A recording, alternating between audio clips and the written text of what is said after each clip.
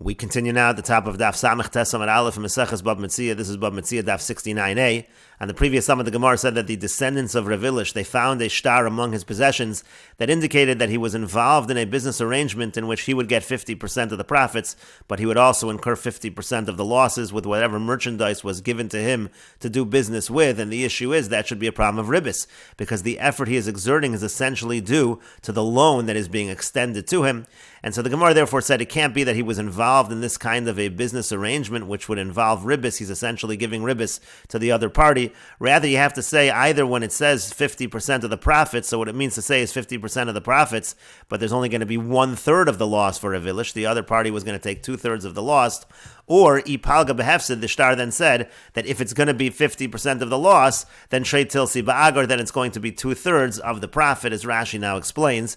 Ipalga behefsid kolomar, palga behefsid dekasa b'shtara, meaning when it says you're taking 50% of the loss in the shtar, it said in the shtar 50% of the profit and 50% of the loss. We have to explain what that means. So when it said 50% of the loss, it means hachikamer. This is what it means to say.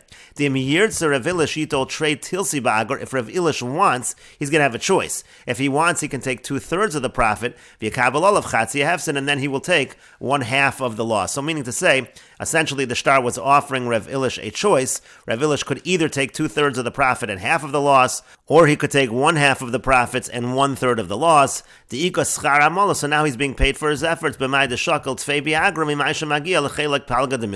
Now he's getting paid for his efforts because he's taking more in terms of profit than the amount that he is taking upon himself as a potential loss. And the Gemara continues, Amar Rav Kahana said, Amrisa l'shmaita kamid Rav Zvid min Nahardoi. I said over this sugya in front of Rav Zvid from Nahardoi. V'yomar li, he said to me, Dilma Rav Ilish tovel imo betzir hava. Why do you have to come up with such a complicated answer that when it says 50% profit, it means either he can take 50% profit and only 1/3 of the loss, and when it says 50% of the loss, it means that the other option is he can take 50% of the loss, and then he's going to get 2/3 of the profit. Why do you have to give such a complicated answer? Maybe Rav Ilish was compensated in a small way. He dipped with him in fish brine. V'yamar Rav Nachman said, halacha Rav Yehuda, that the halacha is like Rav Yehuda, that even the small amount of compensation is sufficient to avoid ribbis. And the Gemara says to that, Amar Lei said to him, Lav hilchasa itmar. It's not true. It wasn't that Rav Nachman said the halacha was like Rav Yehuda.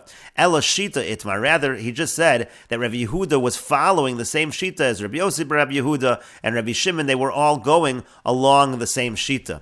Rashi explains, shita itmar hachi amar Rav Nachman. Rav Nachman simply said, Rabbi Yehuda, Rabbi Yossi beno, Rabbi Yehuda and Rabbi Yossi his son, Rabbi Shimon and Rabbi Shimon, kulan b'shita achas amru divreim. They were all following the same shita. They were all following the same opinion that it could even be a small amount of compensation. And the Gemara says, hachanam mistabra. It makes sense to interpret Rav Nachman that way, that Rav Nachman was not saying who the halacha is like. Because if you don't say that, halacha, why would he say the halacha is like Rabbi Yehuda and the halacha is like Rabbi Yossi Rabbi Yehuda and the halacha is like Rabbi Shimon? That doesn't make sense. You don't need to say all that. Lema halacha Rabbi Yehuda to make al mikulo. You should simply say the halacha is like Rabbi Yehuda, who's the most lenient. He gives the example of the smallest amount of compensation, and so therefore it makes more sense to say that Rav Nachman was essentially saying all of these Tanoim were following the same basic shita. And the Gemara continues, Amar Rav says, Mosar shlish b'secharcha. Let's say the person says that you're going to get anything above 1/3 in terms of the profits. If there's profits of more than 1/3, you're going to get all of that as your compensation. So then harezem mutter, that is going to be mutter. Essentially what Rav is saying is, again, the person who is dealing with the merchandise has to be paid for his efforts anytime you have a situation of a 50% profit, 50% loss arrangement. And so Rav is saying it would count as pay if you tell the person that if there should be profits above 1/3, you're going to get all of that. That's considered valid compensation to avoid ribbis. Rashi explains, Mosa shlish b'schorcha hasham egel lemechza b'schar. Let's say you have a calf, and you say you're going to give over the calf to this individual, to this manager, for half the profit of a hefsid and for half the loss. V'yamar lo, he says to him, Mashayavi yoser al shlish dam of shalachshav. Whatever amounts to profit of more than 1/3 of what it's worth right now, let's say it gains in value by more than 1/3, so tol b'schorcha, so that you're going to take as your pay. V'chal hashar nachluk b'shav, and everything else we're going to divide evenly mutter. That's going to be mutter. Because again, he has a doubt over here, but there's a possible compensation. Even though sometimes it's not going to be a profit of more than 1/3, that's still going to be mutter. And the Gemara continues, Shmuel Amar, and Shmuel says, Lo matzah moser shlish yelech leveso reikan. But if there is no profit above 1/3, so then he's going to go home empty-handed, then you do in fact have a problem of ribbis. And so the Gemara says, Elamar Shmuel, rather Shmuel says, Kotzitz lo dinar. What you do is you set aside 1 dinar of extra payment, and therefore in case there isn't that profit above a third, he'll be paid that dinar, and that will be sufficient. But the Gemara continues, V'sava Rav ein kotzitzin lo dinar. Does Rav really hold that we don't guarantee him a pay of at least a dinar? V'yamar Rav, but didn't Rav say, Reish egla lifatuma, that if a person is given an animal to fatten the animal, he gets the head of the calf as payment? Rashi explains, Reish egla lifatuma, hamakabel egel lefatzmo lemechtzis. If a person accepts a calf to fatten it, he's going to get half the profits. Harosh itol kula lechelko b'schara malamazono. He takes the entire head as payment for his efforts. V'hashar cholken b'shava, and the rest of it they divide evenly. And so the Gemara says, my lav is it not? Isn't Rav saying, the Omar Le, that the case over here is that he said to him, or shlish b'scharcha. He said you're going to get anything above a third in terms of profits. It's going to all go to you as your payment. And still, that's not enough. You have to guarantee him, in this case, the head of the calf. That represents essentially guaranteeing him at least a dinar. Rashi says, my lav di Amar Le, v'ashmi'inon Rav, and Rav is teaching, di leka moser shlish, that if you don't have that extra above a third, nishkol reish egla, he takes the head of the calf. And so you see, essentially, it is true that kodzitzin lo dinar, you have to guarantee him some kind of payment. And the Gemara says, lo, no, that's not what's happening in this particular case. Rather, this particular case, that was the arrangement. To Amar Le, he says to him, Imos or shlish, either you're going to take anything above a third, iresh egla lefatuma, or you're going to take the head of the calf, again, for fattening the animal. And the Gemara continues with another answer. By saying, if you want, I could say, Ki ka'amar Rav moser shlish b'scharcha mutter. When did Rav say that if you tell the person that anything above a third you're going to get as your wages, and that's mutter, that's considered payment, it's not a problem of ribbis anymore, that's in a specific situation. Kagon de islay behemo l'didei, that's talking in a situation where the person, the manager, already has his own animal to take care of. The amriinshi, because people say, gavel l'ture. Once you're already mixing fodder for one animal already, you can do it for multiple animals. It doesn't really take much effort if you're already taking care of your own animal. And so in that situation, we say that you can say moser shlish b'scharcha. In that situation, you can say anything over a third will be your payment. And even though that payment is not guaranteed, it's good enough because the person is not really expending that much effort in such a case. But if the person is expending a lot of effort, so then Rav would indeed say that you have to guarantee some kind of payment.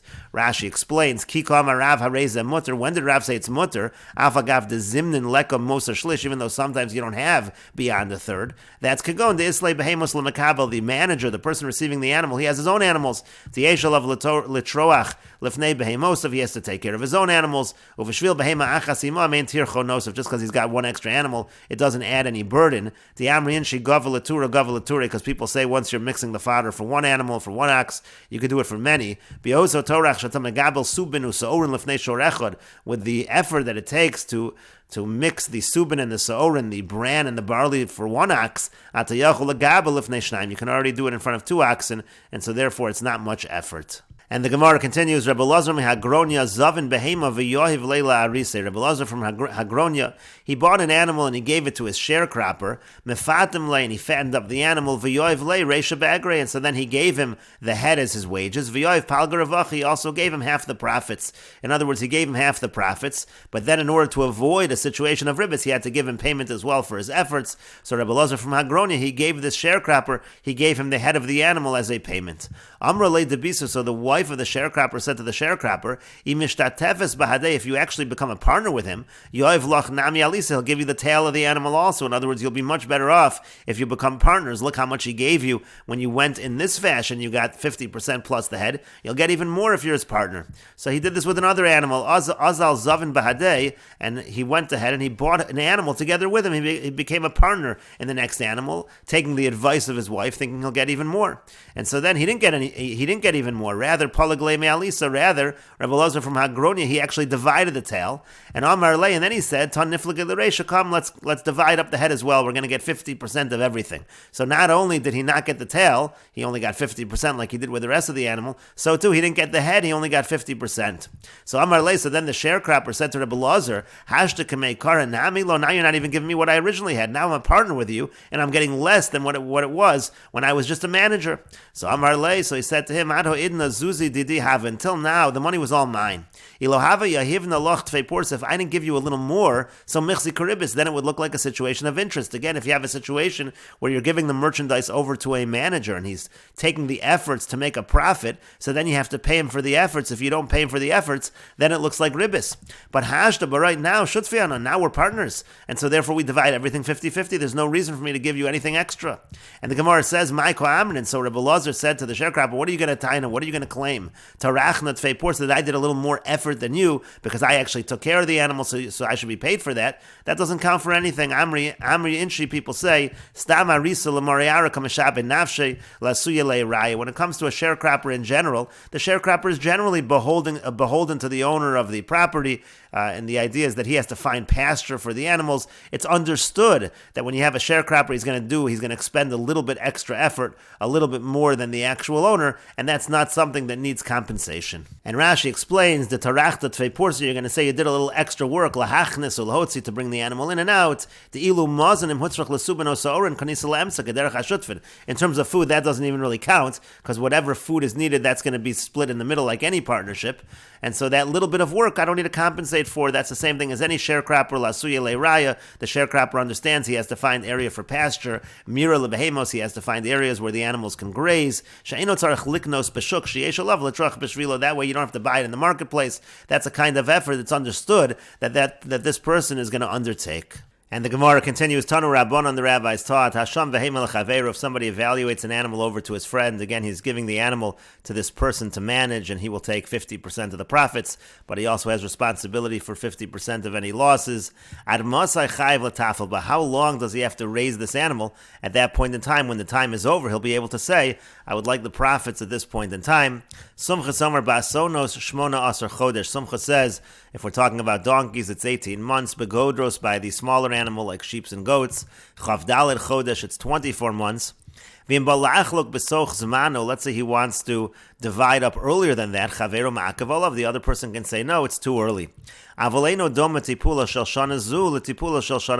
can't compare taking care of an animal in 1 year to taking care of the animal in the next year. And the Gemara asks, my avol dekamer, what do you mean avol? What do you mean but? It seems to be an explanation.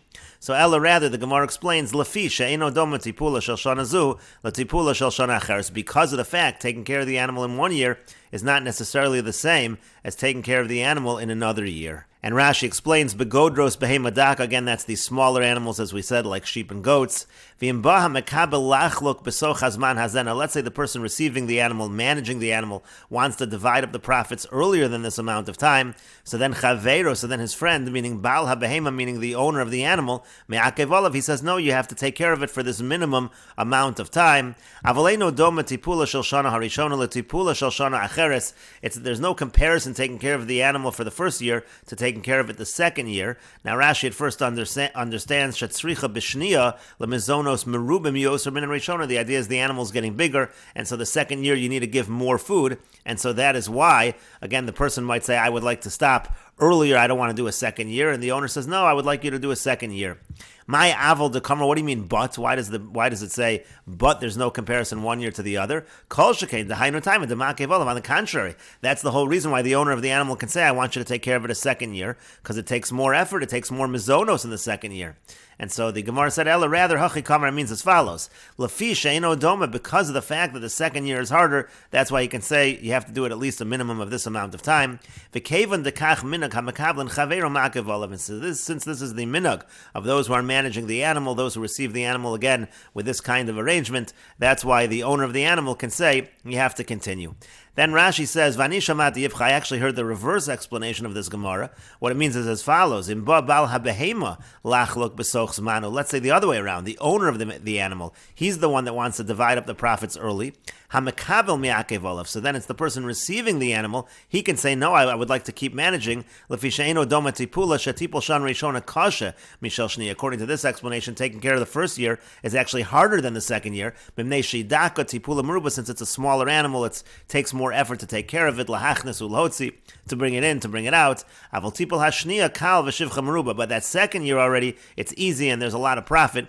But Rashi says, Vakashali, Rashi says this explanation is difficult to me. Iti pula shel shniya kala mishal rishona. If the second year is easier than the first, my lashon chayiv letafel ba to katani reisha. Why does it say he's obligated to manage the animal as if it's getting more difficult? Mashmed al karcho chayiv letafel ba kal azman azet. Sounds like it's saying that it's against his will that he has to continue to manage this animal, and so therefore Rashi has a question on the second explanation, and therefore again goes with the first explanation.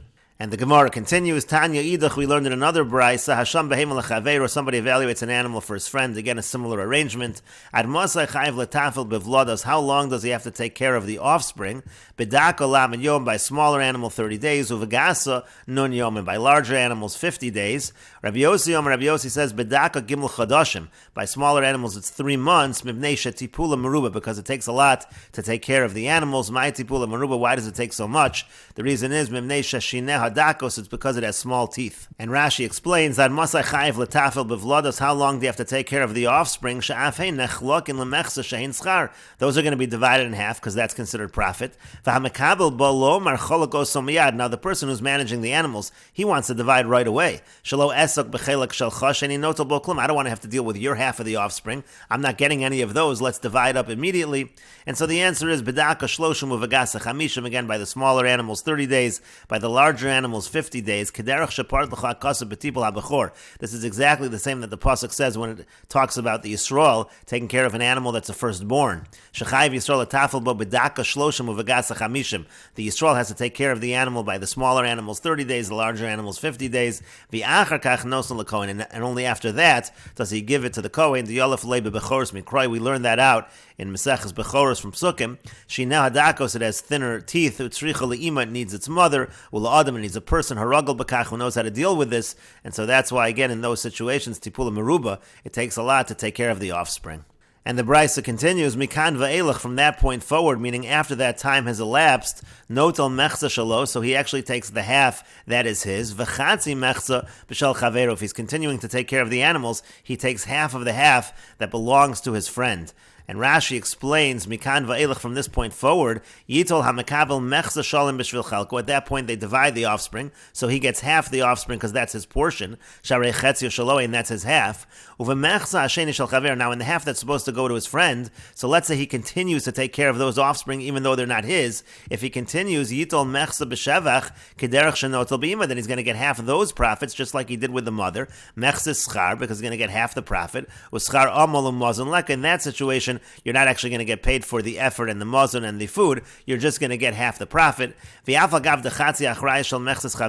even though in this case you can say, if he's taking care of these offspring now that again belong really to the other person, but he's taking care of them for half profits, we should have the same problem of ribis, because he's exerting effort. He's not getting paid for that effort other than the loan that's being extended to him. So Rashi says, even though that's true, since he's already taken care of his half, Shukaren Gomer, which already is considered to be the real principal, Ve'eno Milva, that's not considered to be a loan.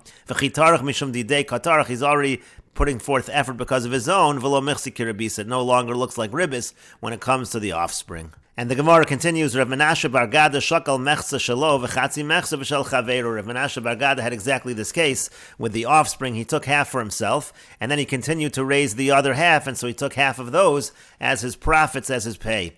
Asalakame de Abaye came before Abaye. Amarlei said to him, Man polaglach, well, who divided up these offspring? Meaning to say you can't just divide it on your own, because you have to make an evaluation to make sure you're really dividing it 50-50. V'odin further, Makam Shanagul Agadilhu, the place where you're from, is a place where the minhag is that the manager actually does raise the other offspring and doesn't take any profit. Utanan, we learned in the Mishnah, Makam Shanagul Agadil Yagdilu, if the custom is that this manager is supposed to raise the offspring, then that's what they should follow. They should follow that custom, so you're not entitled to 50% of the owner's offspring. Rashi explains, Man polaglach mishamosa, who's the one that did the evaluation? Shemaloni shamas yafim, maybe it wasn't evaluated properly in terms of dividing 50-50. And again, if the minhag is yagdilu havlados adshu gedolim, you have to raise the offspring until they're adults. Ve'eno notel b'shal chaveru klum, he's not allowed to take from his friend's portion at all. And the Gemara continues, Hanu Trei Kusoi, Davadiska Bahad Hadadi, there were two Kusim, two Samaritans, and they made such a kind of business arrangement with each other. Azal Chanmi Nayu, Polig Zuze, below Daite de Chavre. So one of them went along, and he divided up the money without his friend knowing. Also Lakami de Rapapa, they came before Rapapa. Amar Lahu said to them, my nafka mina, what's the difference? Hachi Amar of Nachman says, Zuze command the pligi damu, that when it comes to money, it's very easy to divide up the money, and therefore we can assume that he divided it properly. If he took his 50% of the profits by dividing it up, that's fine, he can divide it up on his own. Lashon of the next year, Zavon Chamra Bahadei Hadari, they went into business together again, and this time they bought wine together with each other. Kamidach, and so then the other one got up, and Palagle below Daite de Chavra. He divided up the wine, he wanted to take his profits. He divided up the wine without the knowledge of his friend. Also, Lakami de Rapapa, they came before Rapapa. Amar Lei said to him, Man Palaglach, well, who's the one that divided? You just divided it on your own. It has to be done in front of experts to make sure the division is proper. Amar Lei said to him, Kachazina de Basar Didi, Kasimar, see that you're coming after me. Last time when the other one divided up the money, you said it's fine that he divides on his own. And now when I divide up the wine, suddenly that's not okay that I divide up the wine. Amar Rapapa said, and we will continue with this discussion in the next video on Daf Samech Tes Amud Beis.